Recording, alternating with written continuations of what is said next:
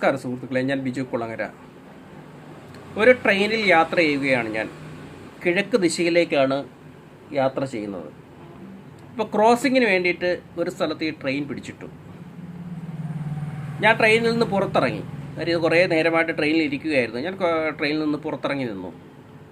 സമാന്തരമായി കിഴക്കോട്ട് നടന്നു. അതായത് ട്രെയിനിന് സമാന്തരമായിട്ട് പതുക്കെ ഞാൻ കിഴക്കോട്ട് നടന്നു. യാത്രക്കാർ